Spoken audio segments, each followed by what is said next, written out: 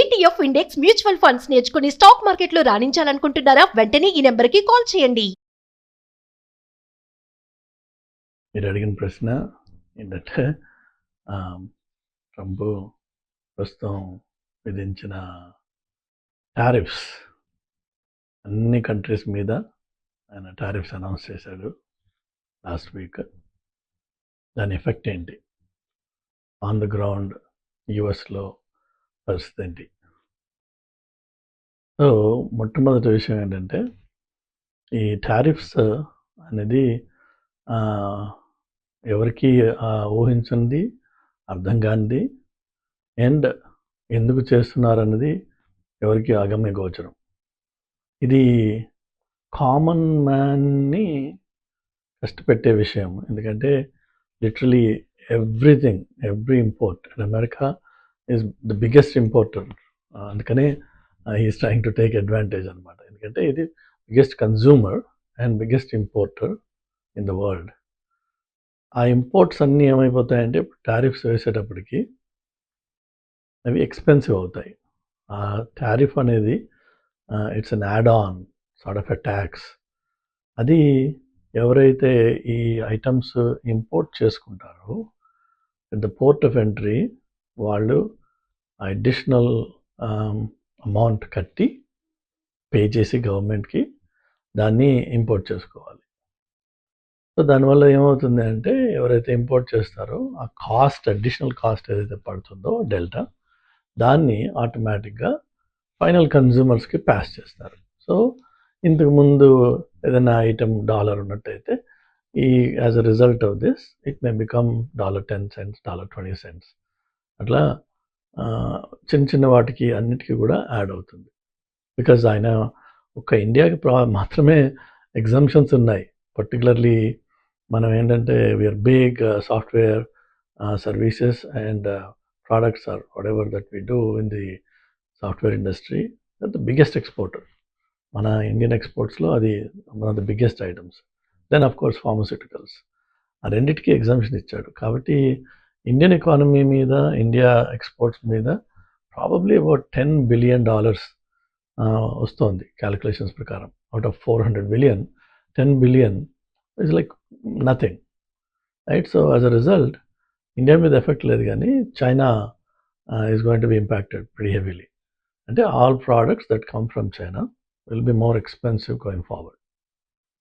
ఇది బాగానే ఉంది, కానీ దీనివల్ల జరిగే సైడ్ ఎఫెక్ట్స్ ఏంటంటే ఒకటేమో ప్రోడక్ట్స్ పెరగడము, ప్రైసెస్ పెరగడము ఒక వంతు అయితే, రెండోది జియో పొలిటికల్ టెన్షన్స్ పెరిగిపోతాయి. దీంతో కార్డియల్ రిలేషన్షిప్స్ ఏవైతే ఇన్నాళ్ళు ఉండినాయో అవి చెడిపోతాయి. ఆల్రెడీ అమెరికాకి సౌత్లో, నార్త్లో ఉన్న 2 బిగ్ కంట్రీస్, మెక్సికో కానీ ఇటు కెనడా కానీ రిలేషన్షిప్స్ చెడిపోయినాయి. సరే, ఈ ఇమిగ్రేషను, డిపోర్టేషను వీటి వల్ల కొంత సౌత్ అమెరికన్ కంట్రీస్ తోటి చెడింది. బట్ వాళ్ళు ఏం పెద్దగా దాని గురించి ఏం చేయలేరు, ఎందుకంటే అది ఇల్లీగల్ కాబట్టి. వాళ్ళని పంపించినా వీళ్ళు ఏం చేయలేరు. They have no grounds to fight.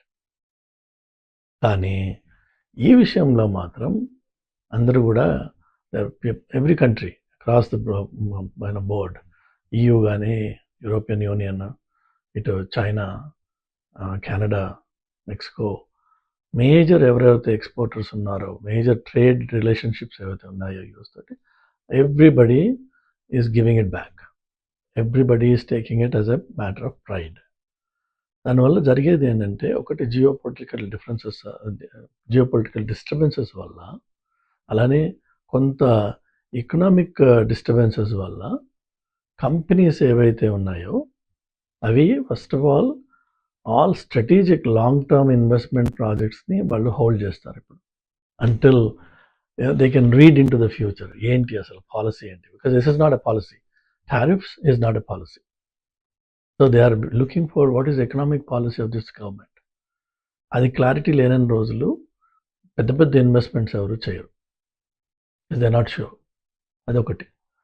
రెండోది వచ్చేసి, ఈ అన్సర్టన్ ఎన్వైరన్మెంట్లో ఏవైతే కొన్ని టాక్టికల్ ఎక్స్పెన్సెస్ ఉంటాయో we will try and cut them down. So ఈ టాక్టికల్ ఎక్స్పెన్స్లో జనరల్గా హిట్ అయ్యేది ఎవరంటే అవుట్సోర్సింగ్, ఆఫ్ షోరింగ్, అట్లనే యుఎస్లో కన్సల్టింగ్, ఇలాంటివి are the easier ones where company can live without. అది క్వశ్చన్ అక్కడ.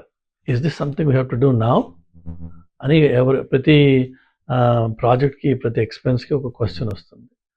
It is not, then let's hold back.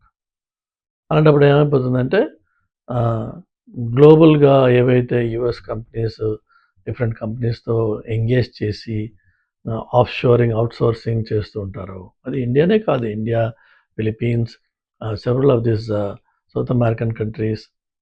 Poland is a big of sure location for us. And Argentina, English speaking country వాళ్ళు అక్కడ. వీళ్ళందరికీ కూడా effect అవుతుంది. Because outsourcing, offshoring కాంట్రాక్ట్స్ని review చేస్తారు and as much as possible వాటిని straighten up చేస్తారు, shrink అవుతాయి. అట్లానే ఆన్ సైట్లో యూఎస్లో హైరింగ్ ఫ్రీజెస్ వస్తాయి.